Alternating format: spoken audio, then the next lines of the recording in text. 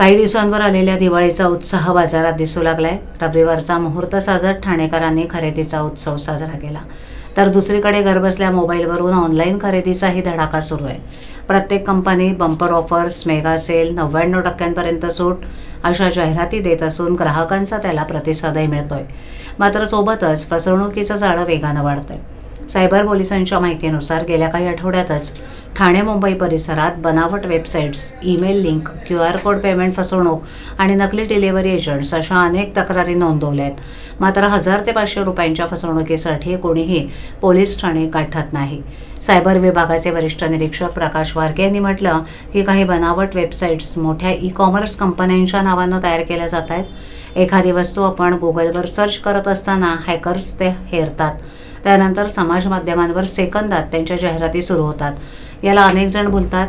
दिवाळीच्या काळात लोक ऑनलाईन गिफ्ट्स, कपडे, इलेक्ट्रॉनिक्स वस्तू, सोन्याचे दागिने यावर जास्त खर्च करतात। त्यामुळे स्कॅमर्स या काळात सक्रिय होतात।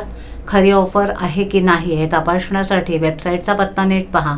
HTTPS आणि लॉक चिन्ह आहे का ते तपासा, कारण नुसत्या S या अक्षरावरून अनर्थ टाळता येऊ शकतो। याविषयी अधिक माहिती देताना वरिष्ठ निरीक्षक वारके यांनी सांगितलं की आपली ऑर्डर देताना किंवा क्रेडिट कार्ड माहिती देताना वेब पेजवरील HTTPSनं सुरू होत आहे का ही खात्री करा। केवळ HTTPS असेल तर ती वेबसाईट बनावट असू शकते। एक छोटासा S तुम्हाला मोठ्या संकटातून वाचवू शकतो। दिवाळीच्या उत्साहात ऑनलाईन खरेदी करण्यास काहीच हरकत नाही।